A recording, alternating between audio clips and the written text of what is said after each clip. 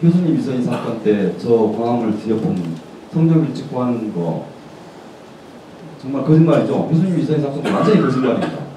광화병 저것도 완전히 거짓말이죠. 이 완전한 거짓말을 가지고 이렇게 나라를 운명을 갈랐던 저 일들이 이 숫자에 저는 담겨 있다고 생각합니다.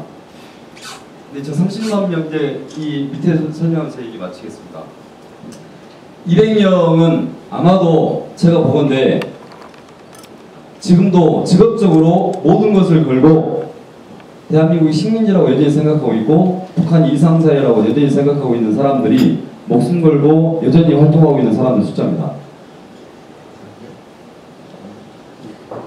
이석기, 김재현, 이상규, 이정희 이런 사람들은 200명에 속합니다. 제 친구들과 제 후배들을 보면 제 친구들 중에 2명이 여전히 이 활동을 하고 있고 제 후배들 중에서도 여전히 이 200명에 제가 알고 있는 고대 동료와 후배들이 200명 10명 정도가 있습니다. 제가 물론 모르는 사람도 있을 것이고 대체로 이제 그 친구들은 여전히 그렇게 믿고 이렇게 하고 있습니다. 2,000명은 아마 생활인으로 돌아갔죠. 먹고 살아야 되니까 생활인으로 돌아가서 여기저기 취직해 있을 겁니다. 여기저기 취직해 있지만 여전히 그 생각을 거의 갖고 있고 통합진보당의 핵심 당원으로 활동하고 있고 지난번 통합진보당 전원회의나 상임위원회, 운영위원회 할 때 폭력사태 일어났을 때 그때 이제 단상을 뛰어들던 사람들도 이 중에 많이 있을 거라고 봅니다. 대체로 이 정도가 200명이 상시적으로 활동하고 이 2,000명은 열심히 활동하는 그런 사람들일 것이고 이 30만 명은 대체로 이 정도의 인식 구조를 가지고 있습니다. 제가 이야기를 친구들하고 얘기해보고 이렇게 하면 홍대 네 말이 다 맞아 라고 얘기하는 사람들이죠. 만나서 얘기하면 그렇습니다. 야 우리가 추구하는 게 뭐냐? 민주주의하고 인권 아니냐? 맞지? 맞다. 그러면 북한에 지금 한국에는 이제 민주주의 제도가 정착했냐? 아니?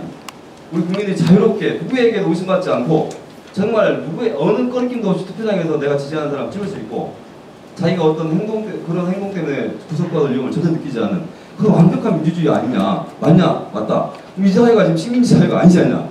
아니다. 남아있는 건 저희 북한 아니냐. 우리는 한민족이라고 주장을 해갖고 통일을 주장해왔습니다. 당연히 저 사람들에게도 우리가 민주주의와 인권을 요구해야 되고 거기 위해서 노력하는 건 당연한 거 아니냐. 맞다. 그렇게 합니다. 그러나 이 친구들이 딱 하나 전혀 동의하지 않는 게 있어요. 거기까지는 제 말에 동의를 하는데 만나서 얘기를 해보면 만나지 못하는 사람들은 답답하죠. 만나서 얘기해보면 거기까지 동의를 하는데 딱 동의하지 못하는 게 새누리당이 이익되는 게 싫다는 겁니다. 전에 한나라당이었죠. 한나라당이 이익되는 게 싫다는 겁니다.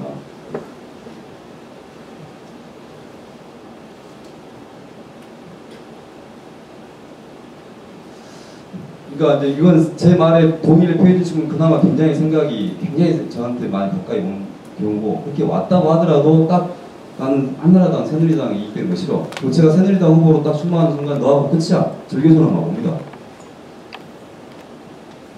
그러니까 그런 상태다. 그래서 이제 만약에 아드님들하고 어떤 그 학생운동을 하는 친구나 386 세대랑 얘기할 때도 이 점을 잘 염두에 두시면서 얘기를 해보시는 것도 괜찮을 것 같습니다. 그리고 대체적으로는 되게 여전히 이제 미국 반미적이고 그다음에 뭐 북한에 대해서도 어떤 사람들은 뭐 여전히 북한이 좀 고생을 하지만 이 고생이 대체로 그 사람들은 생각을 했습니다. 북한이 고생하고 인권도 문제가 있고 막 이렇게 있지만 이게 꼭 북한 때문만은 아니다. 꼭 북한 때문만은 아니고 이게 되게 미국이 군사적으로 계속 배제하고 있고 외부에서 압박을 계속 가하고 있기 때문에 이렇게 북한이 어려운 거지 북한 자체로만 그런 건 아니다라고 애매하게 하면 자기 합리화를 계속 해나가는 거죠. 북한 때문이다라고 얘기를 자기도 생각하게 되면 뭔가 자기도 해야 되기 때문에 저건 꼭 북한만의 잘못이 아니고 미국도 잘못이고 누구도 잘못이고 사회주의 잘못 다 잘못이다. 북한한테만 책임을 물어서는 안 된다. 근데 뭐 다른 방법 없잖냐. 북한한테 잘해줘서 개혁개방 나오게 해야지. 여전히 이제 북한한테 잘해줘야 된다. 그리고 뭐 저기는 좀 어렵긴 하지만 저기는 뭐 어쨌든 간에 한일무장투쟁 세력이 세운 자주적인 나라잖아. 대한민국은 친일파들이 세웠고 여전히 역사관식 가지고 있습니다.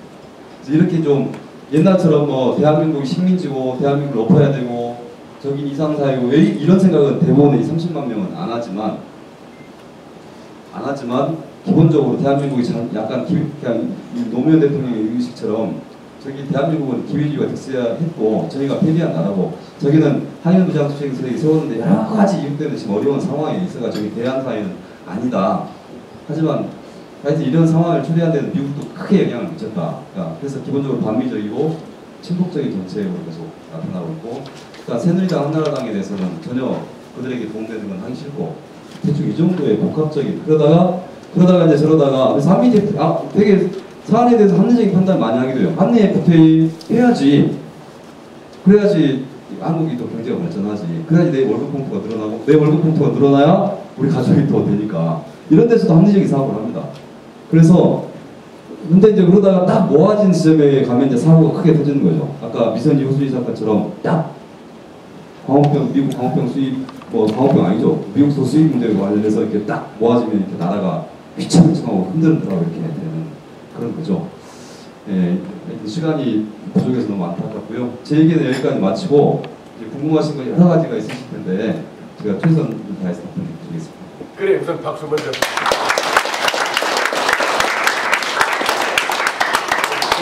질문들 뒤에 마이크.